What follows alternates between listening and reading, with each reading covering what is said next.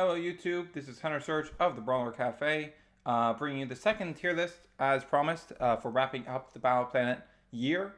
So this is going to be breaking down, in my opinion, and I feel like I have a pretty educated opinion on the subject, the rankings of each of the relevant archetypes, notable archetypes,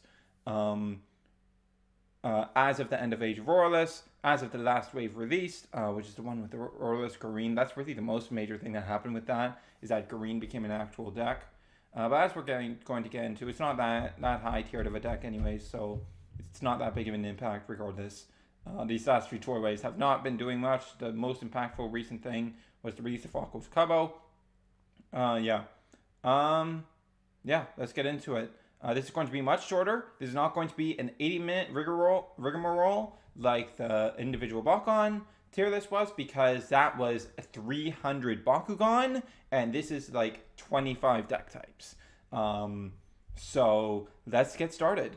I'm also planning on using this as basically, if you're new to the game, I'll also be giving a breakdown on what each deck is, how it works, stuff like that.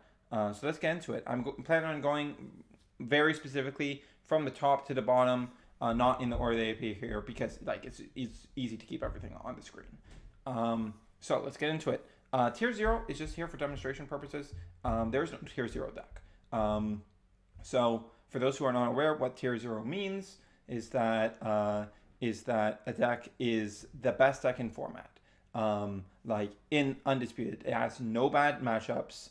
Like it has practically no bad matchups. I think there are cases where you can consider a deck tier 0 if the only bad matchups it has will die completely to everything else. But it's like Undisputed, best deck in format, just completely dominating every top table, like taking up the majority of the slots in top cuts in every tournament, stuff like that. Yeah. Also, of course, this is not going to be super reflective of any individual metagame, because a lot of factors go into metagames, and what is the best deck, it does not always correlate to what's popular, and what's popular is what determines the metagame. Of course, normally they coincide, but especially with a younger game like Bakugan, which has like no organized play right now, that will not always be the case. So just something to keep in mind. But the decks I'm going to be pointing at the top are decks that will do very well against basically any deck you could construct. So, as long as you're piloting them well. So, let's get into it. Let's start with my favorite deck. Actually, also before we start, this tier pet deck, this is here because I want to talk about every notable deck that has like a clear, coherent strategy. But some of those decks are obviously going to be so bad that that they're not even worth being tiered. They might as well be structured, put on the same level as a deck that's just like made up of what someone has, like what someone happens to have. And for that, we have the pet deck tier. Pet deck just means this is a deck that, regardless of how good you might be as a player, you play this deck just because you really like something about its aesthetics or its playstyle or something or other, and not because it's good. You do your best with it, but it's still ultimately not great.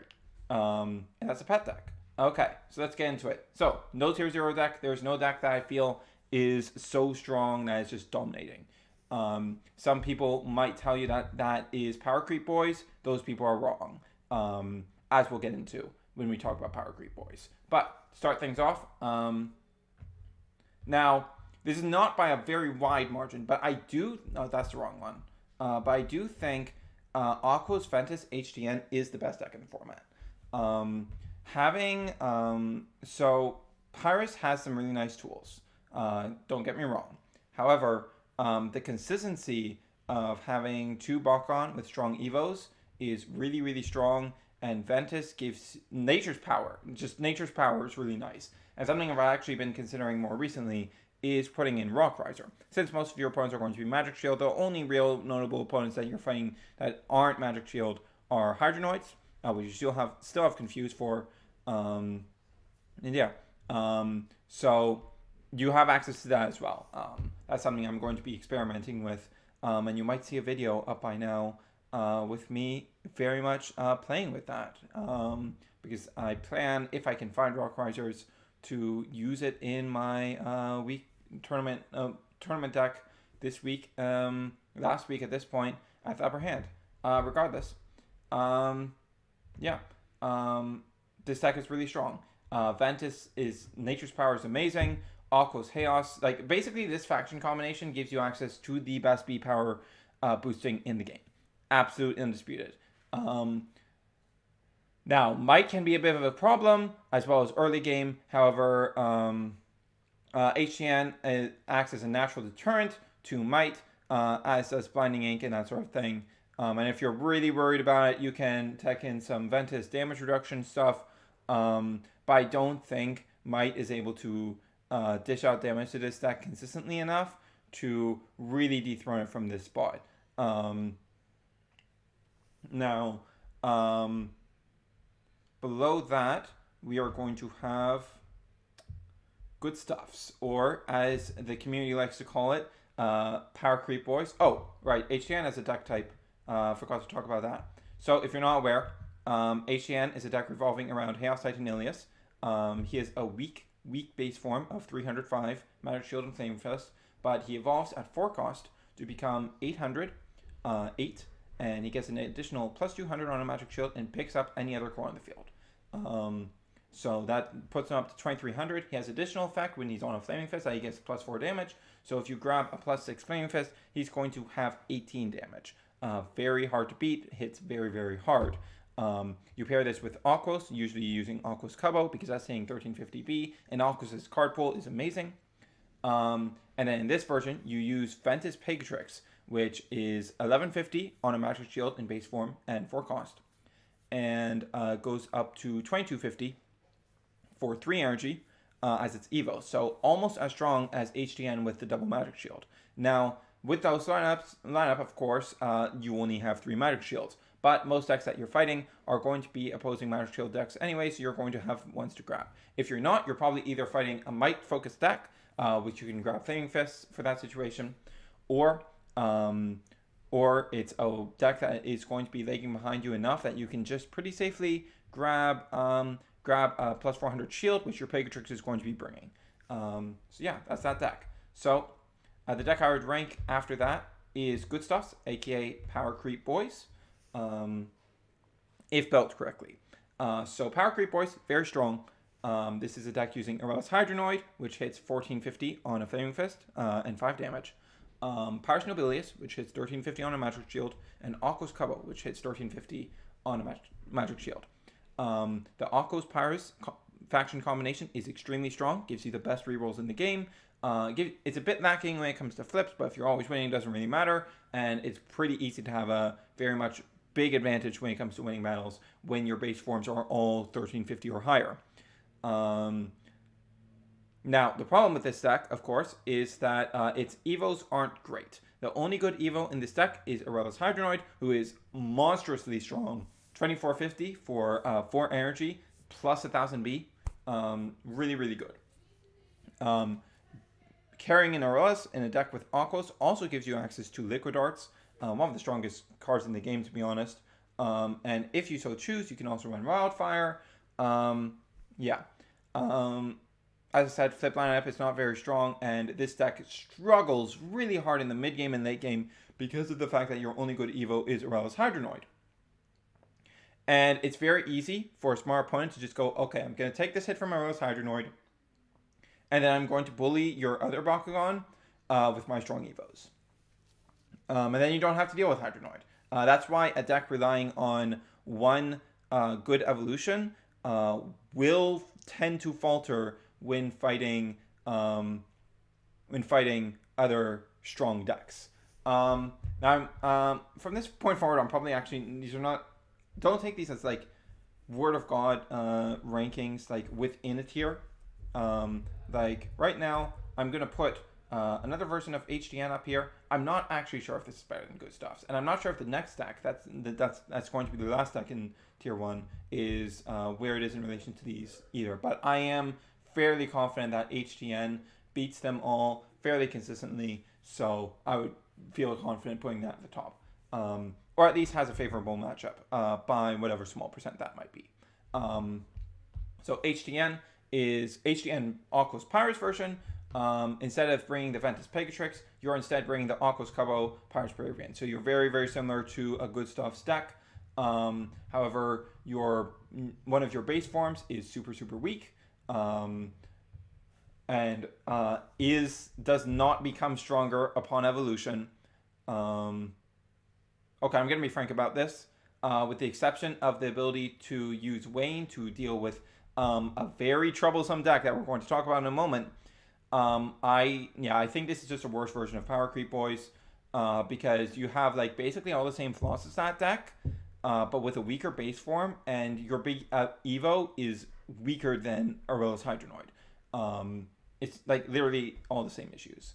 For both of these decks, the Might Mac package is really, really important because of your one Evo whole dealy to pick up the stack of Aquas Couple and Pires Nobilius that they struggle really hard in the late game. And that's why I'm not really super comfortable with running 2 on one team if I can avoid it.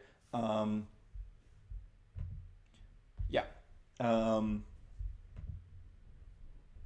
was I going to say? I was going to say, so Might Mac allowing you to change the damage condition to damage, the win condition to damage, helps pick up the stack on those guys a lot because Aquas Couple especially is still hitting some really respectable damage. Another thing you might want to do in these 2 decks is run Ninja Gear, as that will allow you to reuse your big boss monsters, but that's not going to get you closer to team attack, of course, and you're going to be back there. And of course, if you're fighting another Aquas deck, they could potentially just blinding ink that. So it's not necessarily super reliable. And for the last tier 1 deck, where are you? Serpentine Burn. This is a menace. This does not play the same game as everyone else. This is playing a different game in his own world, and he's going to make you play it. So Pires Serpentine Burn is basically just you're running a bunch of rerolls, you're running consistency tools, and you're running stall tools. I'll do a deck profile on this like next week, actually, because people are not running what I feel is the best version of the deck. Right now, the best version of the deck is just you run Darkest, stall cards like Curse of Darkest, Pact, of course, Dark Fortune to search out Power Serpentines. You're running Super Fuel and Song of Fire to get out Serpentines on turn 3 ideally. You're running Aquos Draw Power like Shun to get Serpentines as quickly as you can and get your rerolls and all that. And then, of course, you have 15 1-cost or lower rerolls in this deck. And Pires Serpentines is just, of course, 5 cost. When he opens on a Flaming Fist, you deal 5 Pires damage to your opponent. Unless they're running a Stop Pires 0 cost flip card, then they're going to have a really, really tough time stopping this. The most reliable way I have found to stop Pires Serpentines from murdering you is either, well, of course, you kill it before it gets to that point, or negating the Dark Fortunes. That's if they get there. Is being a Chaos deck, so you can have Evo Destruction, so you can just remove Serpentines and deflate their whole deck. If they have another Serpentines, well, that's going to be a bit of a struggle. But that's still going to eat their turn to put that down. They're probably not going to be able to do their whole reroll spam that turn if they have to do that. But yeah, this deck is absurdly strong. If it gets there, it's just like it's impossible to stop it. Just obscene. So with that, we are going to move on to tier 2, which is not going to be in any particular order. So you might have been surprised to not see Aurelus Trox there. I'm putting him in tier 2. Aurelus Trox is a deck revolving around Mr. Aurelus Trox right here. He is a 2-cost 606 Evo with Shadow Strike and the ability that every time you play an action on him, he gets plus 300 B and plus 4 damage. This can obviously get you to very nutty numbers by building around it with very low cost cards. And as of Age of Aurelus, you can use Clone Army, which is 2 cost, draw a card, and your Bakugan gets +1 Frost Strike for each card you've played before this on this turn. So basically the idea is you spam out a bunch of cards, and then with your truck sitting at like 30 damage, enough to kill, you drop Clone Army, gaining enough more Frost Strike than your opponent has energy, so that even with a 0 cost like Pact of Darkness, or effective 0 cost like Pact of Darkness, they won't be able to stop your attack. Now, getting this set up as quickly as the deck wants to be doing it, especially since spending any cards on any other battle before this is going to make it all the more difficult to go off like this, it has huge consistency issues, is the point. It has humongous consistency issues. Now, Aura's Trox, just on its face, is still worth placing in tier 2. You can also play a variant that is like more moderate, still uses stuff like Wave Slash, and can realistically win with its other Bakugan, and just uses Aura's Trox to win just normally without the Frost Strike cheese. But either way, I think it's tier 2 at best. Yeah. Here we are going to put HTN Pires Ventus version. I think this is by a pretty wide margin of the, like, obviously there are HTN versions that don't run the specific Bakugan combinations, but if you're running the Pires Nobilitas Ventus Pegatrix version, I think you are far behind the Aquas Cabo Pires Nobilitas version and the Aquas Cabo Ventus Pegatrix version. So you can't really utilize Might as well, because Pegatrix is much weaker on the damage side compared to Cabo. You lose, here's the big one. You lose Aquos' absurd card pool. Like, Aquos is by far the best faction in the game right now, and losing that is, like, just huge. Like, it's really, really bad to lose that card pool. So yeah, that's why it's here. Super Fuel just does not make up for it. I'll be honest. Some decks you really need Super Fuel for. HTN, I don't think so. HTN, like, there are some decks that have like high cost Evo stuff they really want to get out early. With HTN, I really don't feel that's the case. Because what really helped, like, turn 4. Okay, so let's take this as a demonstration. The situation where the base form Haos Nilius becomes a problem is basically only when you have won the first 2 battles in a row and are forced into Haos Nilius on turn 3.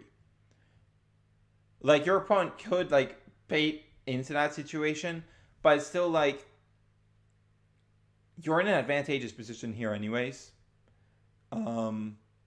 It's not that big of a problem. And you wait 1 turn, and then you can drop Haos Nilius naturally. Hell, on that turn 3, you could be dropping a Shun. It is not, like, that extra, like, getting out Haos Nilius on turn 2 is just not that big of a deal. And honestly, as far as Super Fuel plays go for Haos Titan Nilius, I think that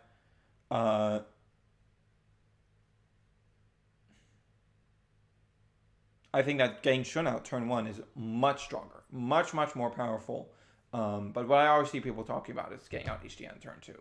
And even the Shun play, like, I don't think is important enough to really prioritize Pires this much. I think Aquas Ventus is by far the better version. You just have better cards.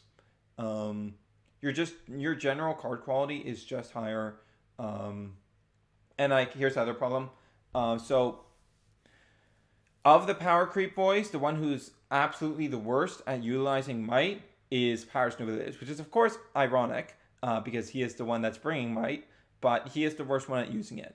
And, like, as I already went over, this deck is, like, much worse at using Might, and that's the main thing that Pires contributes to a deck offensively. So I think it's much worse. Like, it's still HTN and will still do well against worse decks, but it's not great. All All right, let's move on from that. Next up, we're going to put mono Aquas here. It is, It is not as strong as a tier 1 deck, of course, because it doesn't have any good evos. But Flooding Waters is still a very, very obscenely strong card, and Aquas has the most complete card pool of any deck in the game, so it gets here on that basis alone. Yeah.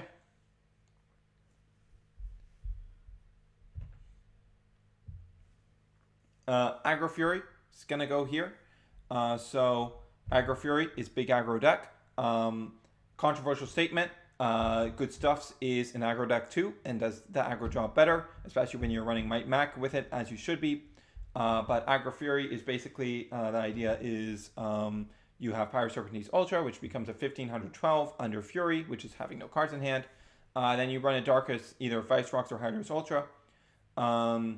That hits either 7 damage for Might Shenanigans on a Flame Fist, or up to 10 if you're using the +6. And then, of course, Aurelus Hydronoid to pick up the stack.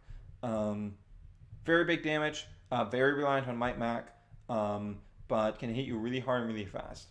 This deck, of all the ones here, is the one that has the biggest weakness to decks with a high quantity of flip cards. It will cause an aggro deck that's emptying out its hand like this to run out of steam rather quickly. So yeah. At about the same level, I'm also going to be putting Viceroy Fury. Viceroy Fury is using Pires Viceroys instead of Pyro Serpentine Ultra for the benefit to its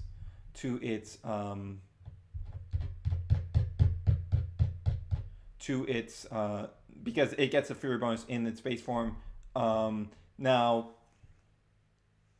I have Chaos listed here, but this can be Aurelus base too. With Chaos, you'd probably be using like Chaos Scorpion Ultra because it's the biggest one.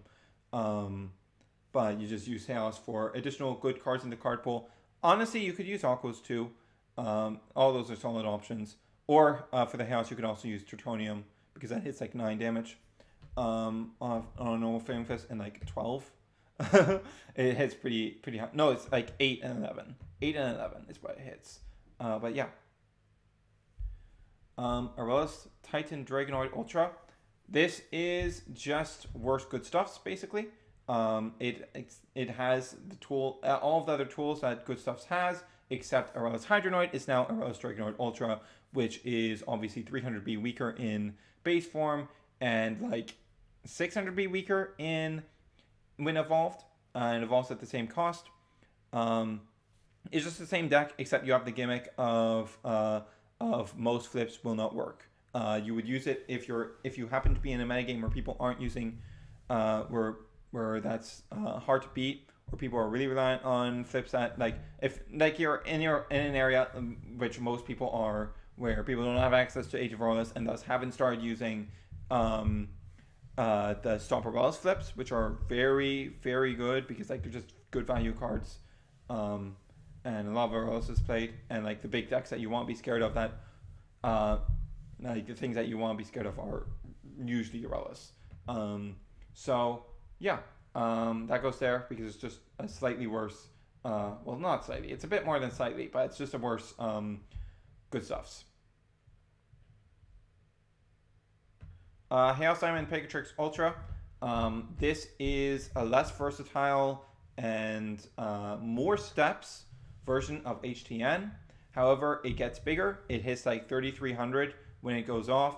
However, it has all the weaknesses of Aquas Pires because you need to run this Aquas Pires. There isn't an option. It comes out later.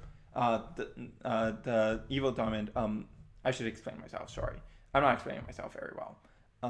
So this Diamond Evo is it's like 1,000 B, 10 damage, and it gets plus 1,000 when it has 2 cores. If you can pick up 2 naturally, great. Otherwise, you're going to be using Mega Punch or Consort to grab another core, ideally another Magic Shield. With 2 Magic Shields and that effect online, you're hitting 3,300. So very, very large. Yeah. It's just that it takes a lot of steps because you need to have every time you're using the Diamond Pegatrix, you need to have the capacity to get another core on it. Because in my experience, it's not very good at natural double core pickups. and because of you need fists to be able to do that, so that you can grab fists with Mega Punch. And like you just don't have the versatility of factions that HTN can really go for. And it has just as weak a base form. Its base form is literally identical, so that's a problem.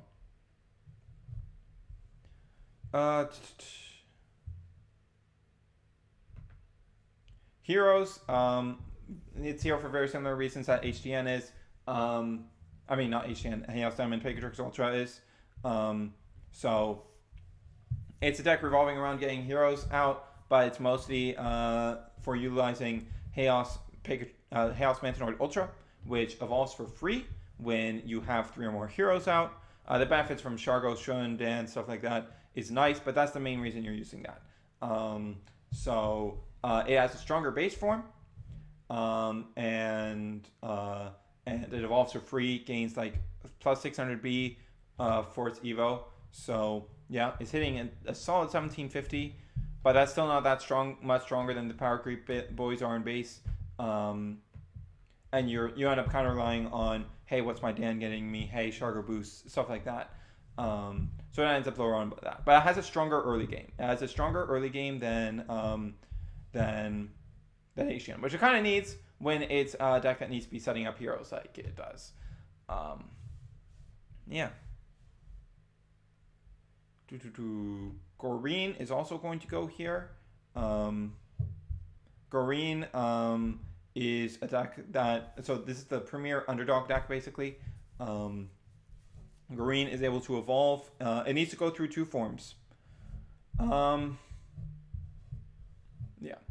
Actually, no, we're not putting this down yet because it's going a tier lower. Okay, so this is going to be the last tier 2 deck.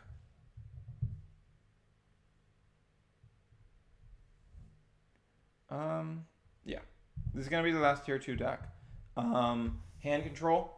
This is basically a different variant of Serpentine's Burn. As you can see, it's using the same factions because you need Aquas and Pires. And like Darkest Aquas Pires are the best combination for reroll spam. And this is just like, so Cubbo comes out several turns earlier. It comes out on turn 2. And the goal is you spam out rerolls with Darkest Cubbo to empty out your opponent's hand to make it easy to win. Your opponent doesn't have resources, therefore they're going to be a lot easier to beat. Of course, this isn't a guaranteed win like Serpentine's Burn is, so it's like generally overall weaker, but it does have some traits that are unique to it. And if you're looking for a hand control playstyle, then like this is the deck for you. It does also have the advantage of like unlike Serpentine's Burn, even though Serpentine's Burn isn't really focused on winning battles because it's just a burn deck. This deck is much more capable of utilizing Might Mac because Darkest Cubbo has a base damage of 7. And of course, Aquas Cubbo has that base damage of 5. So this deck can utilize Might Mac fairly efficiently. Alright, now we're going to move on to tier 3. First up, we're going to put Battle Mastery and Goreen both right here. So Goreen is the premier underdog deck. He evolves through 2 stages to get eventually to a 1612 damage, I believe, final form. You use Dark Fortune from Darkest to help you get them into your hand. Aquas for draw power and rerolls, yada yada. However, despite having to go with a worse faction combination than Good Stuff gets, and if you get a Magic Shield for that Green or a Helix or whatever, you're still weaker than Hydronoid Evolved. Like, you're still weaker. On a Magic Shield, a plus 650 Magic Shield, Maximus Green is still just hitting 2250, and that is just too low for the amount of effort that you put into this. Yeah. Battle Mastery is basically just the Gortheon deck. Gortheon is, once you have the Magnus Living Arm of Tico, that gives both Battle Mastery effects. That Evo is able to come down and recharge 6 energy when it costs 5. And also give plus 600B to any of your Bakugan. So it's 1200B evolution on a 600B base form. So it's already plus 600B. And then with that extra plus 600B, you're getting 1200 total for that turn. Allows you to use it as effectively an action card with your extra copies, because you can just apply that to your other Bakugan if Gortheon isn't the one in battle, since you're getting all that energy back anyways. Now, based on my current understanding of the card, based on how it's worded and compared to other cards that are worded similarly, the one big problem with it is that you kind of need to actually ramp up to 5, because it doesn't specify a player's energy to recharge, and it doesn't say up to. So based on that, and trust me, I've tried to get the ruling answer to this. I've been ignored. No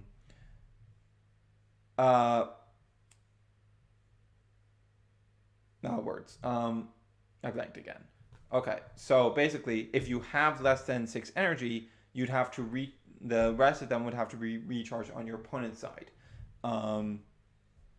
And if you have to use a temp energy card to get there, that's even worse. And if you're at 5 energy naturally, you can play that as the first thing of the turn. And like your opponent doesn't really have a chance to tap energy for them to have something for you to recharge.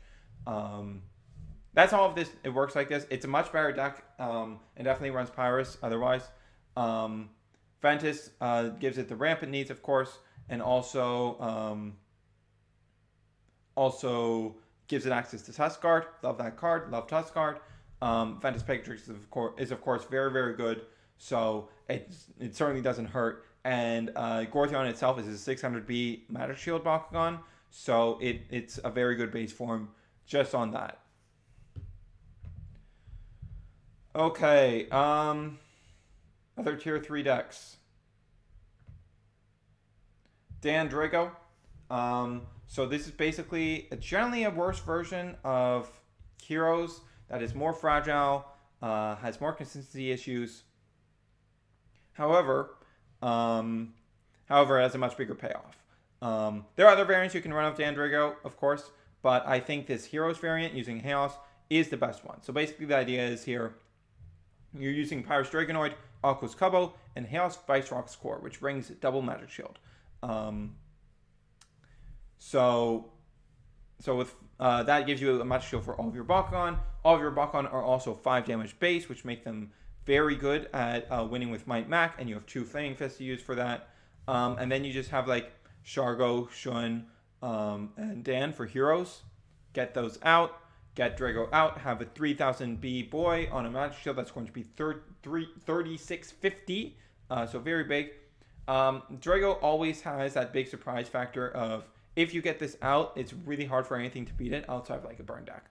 But it's really hard for anything to really match up to this, especially if you have the backing of Aquas and you already have Dan backing it up. So very, very solid in my opinion. It's mainly held back by massive consistency issues.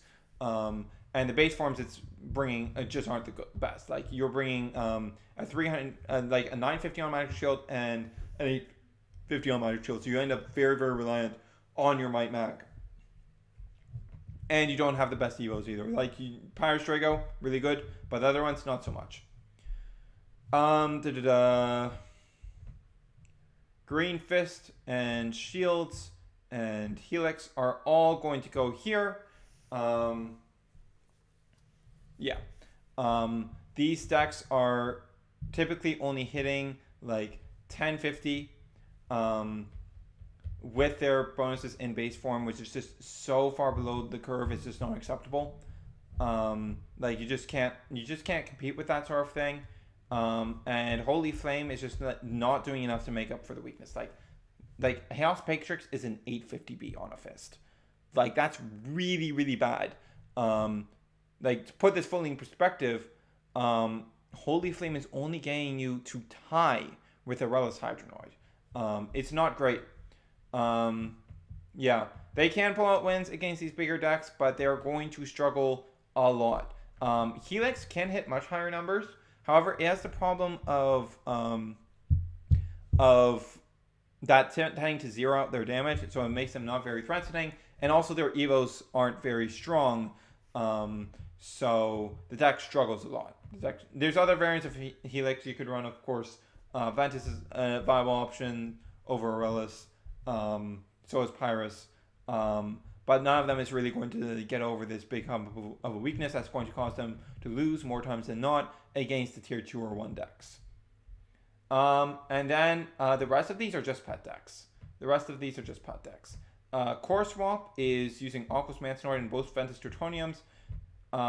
Actually, Core Swap I would actually probably put in tier 3. Because Core Swap, those effects can be devastating enough. But you're very reliant on those evos. And if your opponent can outmatch you with rerolls, then that can be a problem. Or if they just have better cards than you. And just like Bakugan, just like it'll do a lot against Aurelus Hydronoid, for example, but against things with more balanced forms, then you're going to struggle a lot more. But I think it's solid enough to be tier 3. Now for the rest of these are just pet decks. Maximus is completely murdered by the new ruling, since you still have to use old Leah. This is like, it's not very good. It's not realistic to get this off consistently, so it's no more than a pet deck. Agra Fury is complete trash. 4 cost and 5 cost Evo in Fury. That's not good. And 750 base form with only 2 damage. Like 750 on Magic Shield. That's really, really bad. And like so far below the curve at this point. Like did you think Bellatrix was bad? Well, have I got something for you? The Evo Cheese is a Divine Intervention deck. I think it's going to get better with AV, but right now it still has some pretty big problems, and even then it has some pretty big problems. So that's a thing to consider. But it is a fun deck. I do recommend it. If you like that concept.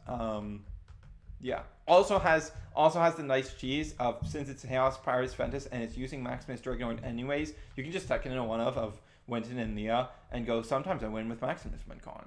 What of it? Mono Ventus is use Shell Shield to try to stall for Winton and Huge Knowledge to get Winton online. But without Scorpros, it's just super inconsistent. I think this would have been tier 2 with Scorpros, but without Scorpros, it's just not. Winton Trox, this is technically also in Mono Ventus, but Winton Trox uses a different faction combination. This is basically just worse than Drago. You don't really have the option of going the hero route. And because you really need those Aquas and Pires factions in here, and Dan Drago is able to do that. Like the Drago is the Pires one, so you're just forced into a worse faction combination, and Trox is a weaker payoff. Doesn't hit as high B, so it ends up worse for rare. And yeah, that's it. That's every deck in the format. Yeah, that's all of it. I don't really have anything else to say here. Thanks for watching, guys. Next week, we are going to start talking about the new keywords and basically each of the dual faction combinations in Armored Elite. So look forward to that. There's also going to be I'm probably going to be also doing a video every Friday as well, covering some other stuff like deck profiles, any news that pops up that's of my interest to talk about, stuff like that. So with that said, that's the video. This ended up being much longer than I thought it would be, but it's still half the length of the every Bakugan tier list, so hey, there's that at least. Alright, see you guys later.